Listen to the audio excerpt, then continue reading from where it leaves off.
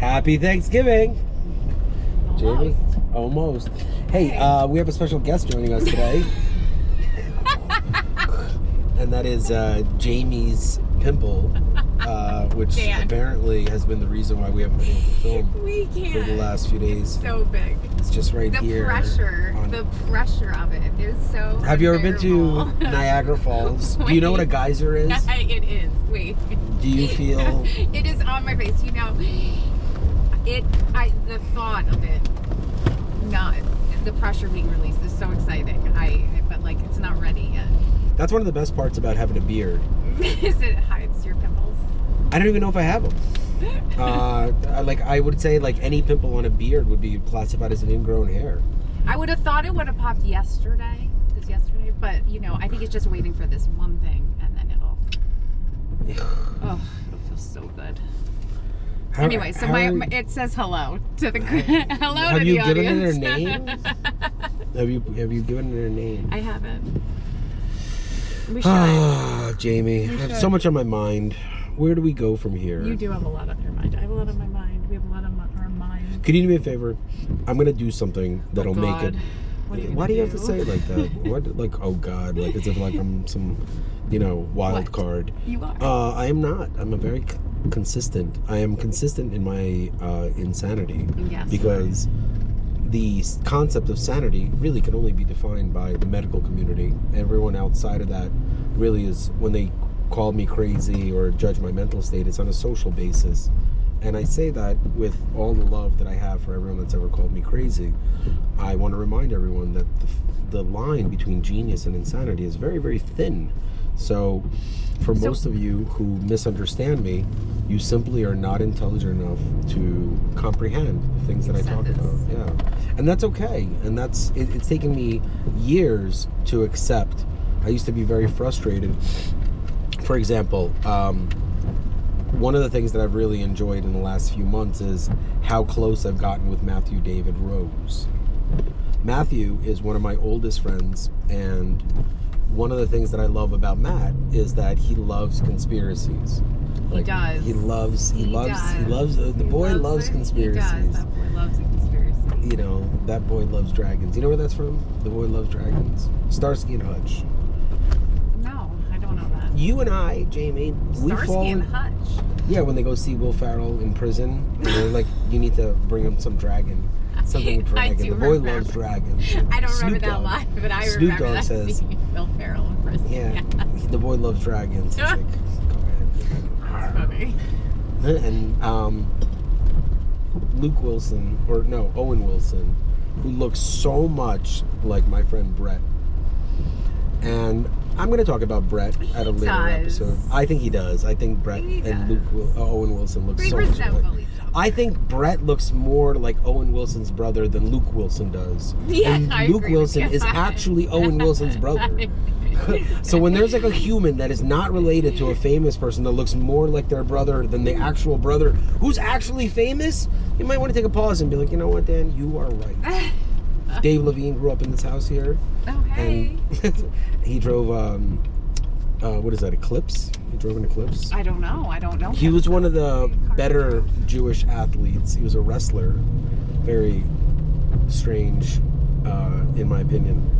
That's Sport. Yeah, I find... That's why... I find it so strange. The whole outfit, everything. It's very... Oh, man. Can I tell you a true story about that? And I don't even want to name the person because they might see this. But I'll never forget when in middle school we went to go see the wrestling match, and we were in 7th grade and there was an 8th grader and he was going to wrestle, and he just walks up and he just has the biggest boner, and it was just so embarrassing. And I was so mortified because like the girls were there, and I was like, oh my God. And he became a pilot. Like I know that I was in 7th grade and he was in 8th grade. Yeah. And then there was, and can I tell you something? See, I grew up in the 90s where no one had cameras, and like it was just an endless.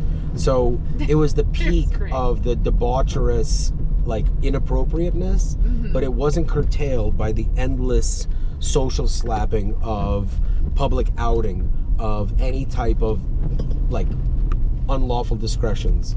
And I say unlawful discretions because there is like a code of conduct in a social community where like you don't make fun of people with disabilities. That's a common thing, right? Correct.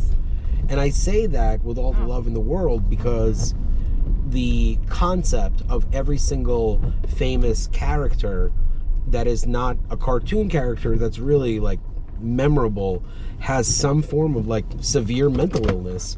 Like, for example, one of the things that it was really hard for me to watch is The Waterboy. The Waterboy, most Adam Sandler movies are very hard for me to watch because one of the things that Adam Sandler does is he pretty much like, he pretty much he is constantly even like that Hubby Halloween movie that he had. I don't know what that is. Hubby Halloween. He either plays Adam Sandler or a mentally retarded version. Yeah. And I say mentally retarded so that people understand that the concept of the word has been morphed because of the amount of bullies that misuse the word. But a human being who is beyond the normal line of intelligence very rarely gets any credit for it in a social community. But God forbid we find ourselves either in a car accident that leaves us paralyzed and not speaking correctly, or you were born with a deformity that doesn't allow you to be average with everyone else. You will spend your entire life either getting propped up for that mental deformity, a challenge, I don't know, you know, without saying it, or you will be automatically put into a box where you're not going to get a chance. Right. And I say that because when you look at the norm, and I say that because I believe that the average IQ is about 85, maybe 80 at this point, I'm mortified by a society that shows a commercial. Do you like football? Yeah. Have you seen the two most disturbing ads, like categories in football? One, you already know what I'm going to say. It's sports gambling. Yeah. What's the second one? The second one is for an advertisement for all forms of artificial intelligence. So, for example, AWS, Google AI, and now Apple. The new Google one. Well, Apple, they show the commercial where the boss is receiving an email from I haven't seen a worker, and the worker's kind of sloppy, and he's, you know, you could tell that the guy's like, I don't know what he's doing at the corporation, but he's just like not someone that you're used to getting like open communications with.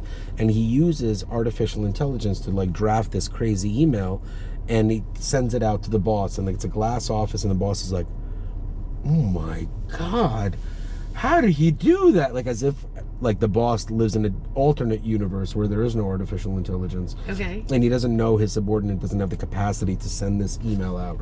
So like, oh my God. And like, I think it's like the guy's name's like Winston or like some, you know, and it's like, oh my God.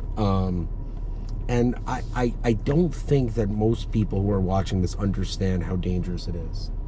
Would you like me to explain to you why? Yeah. It's dangerous for so many reasons, but some of the core, most important reason to timestamp in, what day is today?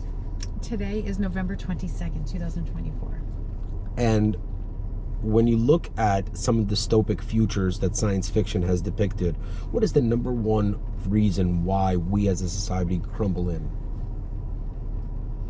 It's the advancement of artificial intelligence within the computer form versus humanity's decrease in their intelligence. It's an adverse ratio. Right. It is not just, hey, the machines take over us. We become really dumb and reliant on machines. It's true. And the machine doesn't have a soul. Like, it's not a person. It's just a machine. Well, I appreciate the feedback, but there is, there's a band, I think, or a song called, or an album called Ghost in the Machine by either R.E.M. or Guns N' Roses, one of like the grunge. Take a look at who makes Ghost in the Machine. And when you talk about like souls, you could talk about the bottom of your feet, or you could talk about the metaphorical concept of a human being. It doesn't have like who made Ghost in the Ghost in the Machine? Ghost in the Machine. It doesn't have EQ today. Today. November XYZ, whatever, 2024. We are rapidly evolving as a society to rely so heavily on artificial intelligence. One of the smartest, biggest corporations in the world is dumbing our society down by offering tools that prevent the brain from growing. What kind of a world are we teaching our children? It's a to book. live in? It's a philosophical term, and it's a song by FZA. There must be something that you're thinking of. Oh my God. Ghost in the Machine? You know, the quantity of calls that I get from certain individuals, I don't know if I'm supposed to answer it on camera or not. You know what? Hello. Hello.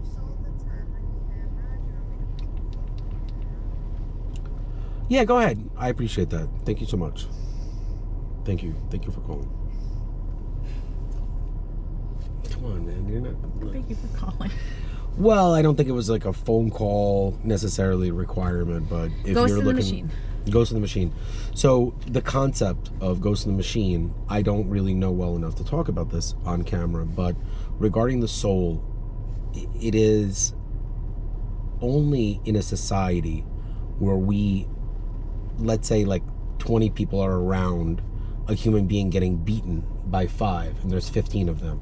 Out of those 15, how many take out the phone and record, and how many jump in? What do you think? 1 to 4. Jump in? No. Record? Yeah. I think it's more like 10 to 12 record.